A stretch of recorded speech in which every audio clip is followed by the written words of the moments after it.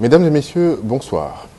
Le livre de ce soir s'intitule « Les yeux des jours tristes ». Il est écrit par Dominique Poundou Bolalia Botouli, qui est avec moi sur ce plateau. Et donc avec lui, nous allons essayer de faire un tour d'horizon sur son livre. Nous allons essayer aussi de comprendre l'auteur, les motivations particulières qui le poussent à écrire. Monsieur Dominique Poundou, bonsoir. Et bonsoir. Vous avez été 3 fois lauréat du prix littéraire Mark Twain, qui a été organisé ici en République démocratique du Congo par l'ambassade des États-Unis. Donc, comme je l'ai dit, sur 12 nouvelles qui ont été primées, vous en avez raflé 3 à vous-même. Est-ce qu'on va dire que c'est parce que la qualité des textes n'était pas forcément à la hauteur, ou c'est parce que votre talent est finalement avéré et que les autres candidats ne faisaient pas le poids forcément? Oui, bon, en fait les deux, hein, parce que bon, j'étais régulièrement sûr de remporter, et je savais que si tel écrivain participe, la partie sera serrée. Mais bon, généralement je me disais ça, je crois que c'est pour moi. Et ça a été ainsi 3 fois. Mais qu'est-ce qui fonde justement cette assurance? C'est que quand vous lisez vos propres écrits, vous avez la quasi-certitude que vous êtes le meilleur écrivain dans le domaine ici précisément des nouvelles, ou non, c'est simplement que de nos jours, les jeunes, ils ne lisent pas, ils n'écrivent pas. Bon, même pour envoyer un SMS, quand ils abrègent mal. Alors, quand il y a un concours, quand on affiche les présélectionnés, je vois une panoplie de jeunes gens, je dis bon, c'est gagné. Mais bon, s'il y a quelqu'un comme Yokali et Moudaba là-dedans, bon, je me dis la partie est serrée. S'il y a quelqu'un comme Tigui et Lébé, je sais que la partie est serrée. Comme Yolande et Lébé, la partie est serrée. Bon, parlons de ce recueil de nouvelles. Je rappelle à notre téléspectateur, Les yeux des jours tristes, qui est par ailleurs le titre d'une des nouvelles contenues. Quelle est l'histoire de ce recueil? Comment est-il né, finalement? Ce recueil est né... D'abord, le titre, Les yeux des jours tristes. Au départ, ce n'était pas cette nouvelle qui devait donner le titre, parce que j'ai sorti ce recueil à l'occasion des 50 ans de l'indépendance de notre pays, quand on commémorait les 50 ans. Bon, malheureusement, les moyens n'ont pas suivi tout ça. Bon, le texte est sorti pratiquement 6 mois ou une année après. Alors, c'est comme ça que ce recueil est né, c'est-à-dire du souci de sortir un livre à l'occasion des 50 ans de l'indépendance de notre pays. Et là-dedans, il y a une nouvelle intitulée 50 ans après. En fait, c'était ça. Comme je ne pouvais pas publier une seule nouvelle, alors je me suis dit, bon, 50 ans après, a remporté le prix Mark Twain, le dernier. Les yeux des jours tristes a remporté un prix.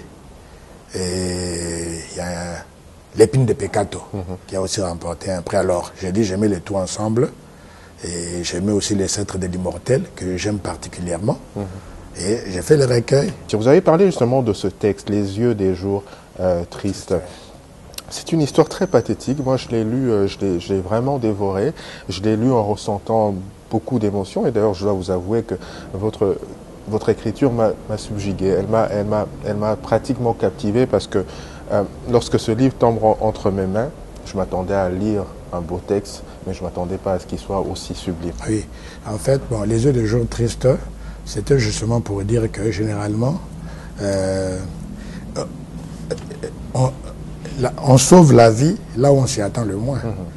Mon personnage, en adoptant un comportement responsable, une sexualité responsable, a échappé à la mort. Ouais, bon, je ne vais pas entrer dans les détails parce que je souhaite que les gens aillent chez l'Armatan. En fait, moi, j'adore les fins heureuses. J'ai du mal à tuer mes personnages. Quand on commence votre texte, on ne sait pas, on est un peu perdu.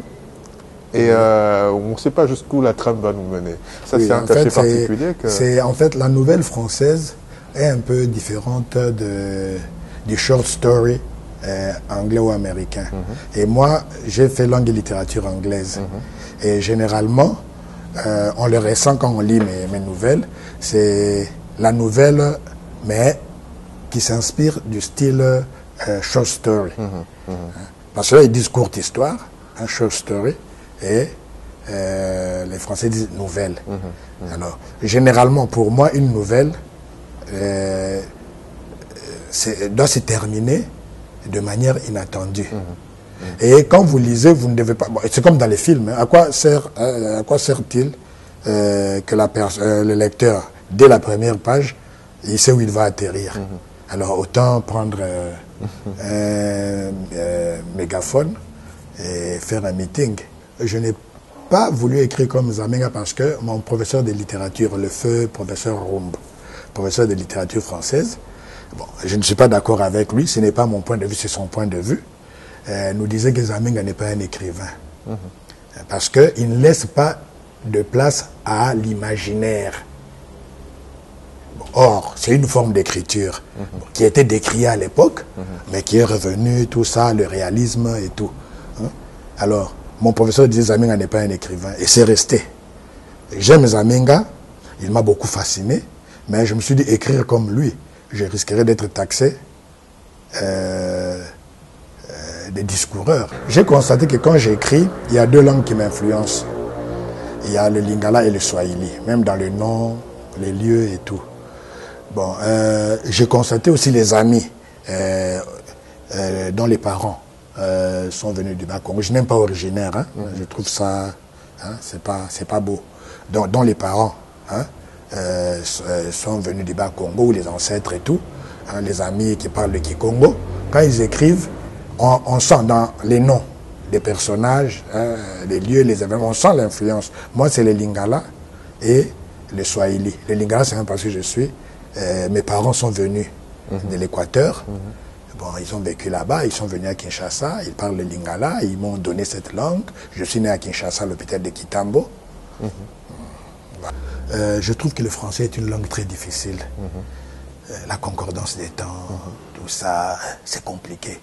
Et j'ai eu vraiment beaucoup de difficultés quand j'ai commencé à corriger ce recueil de nouvelles. Parce que, bon, quand c'est entré chez l'Harmattan, on m'a retourné, hein, l'Harmattan Kinshasa, avec des corrections qu'il fallait entreprendre. Et je me suis rendu compte réellement que, comme on dit, hein, je le dirais en lingala, naïbi français. Alors, mon rêve, c'est d'écrire en lingala comme notre jeune ami... Richard Ali. Oui, Richard Ali. Écrire en lingala. Les jeunes gens chantent aujourd'hui sans connaître le lingala. Parce que quand tu chantes en lingala, le mot, hein, la phrase doit être comme ça, il me montrait. Et je me rendais compte qu'effectivement, quand on chante en lingala, le vrai lingala, hein, tu sentiras Ndekemo Kwazalaki. Tu ne vas pas entendre Ndekemo Kwazalaki. Non. Le lingala reste lingala même dans les chansons. Mais aujourd'hui, nous constatons que les jeunes gens qui chantent, ils chantent autre chose. Ils chantent une langue qui ressemble au lingala.